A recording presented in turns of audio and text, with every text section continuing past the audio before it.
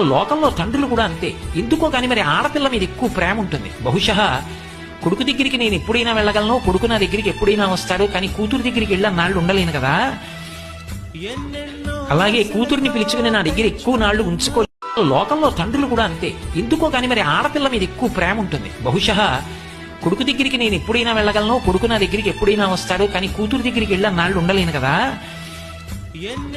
అలాగే కూతుర్ని పిలుచుకుని నా దగ్గర ఎక్కువ నాళ్లు ఉంచుకోలేను కదా అనో ఏమిటో, ఆ పరిమితి ఉంది అనో ఏమిటో. మరి ఆ కూతురి మీద తండ్రికి చాలా ప్రేమ ఉంటుంది, పైకి కక్కడకని. కూతురు కూడా అంతే. ఎందుకని అంటే ఓ చమత్కారం ఉంటుంది. ఏదో ఇంట్లో ఫంక్షన్ అయిందనుకోండి, ఆ వచ్చిన బహుమానాలు ఉంటాయి. అన్నయ్య చెల్లి కలిసి అట్టపెట్లన్నీ విప్పి చూసుకుంటున్నారు అనుకోండి, అన్నయ్య పరాచకం అంటాడు.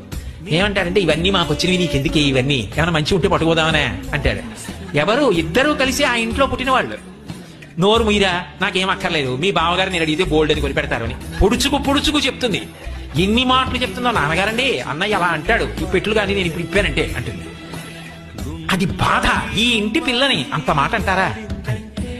అదే అమ్మా అవన్నీ విప్పి చూడరా, ఆ బీరువా తీరా అన్నారనుకోండి, ఎంత పొంగిపోతుందో. పిచ్చి తల్లి ఆ అమ్మాయికి ఎందుకండి, ఈ చీనా పట్టుకెళ్ళదు. కానీ ఆ స్వాతంత్రం తీసేస్తే తట్టుకోలేదు ఆడపిల్ల.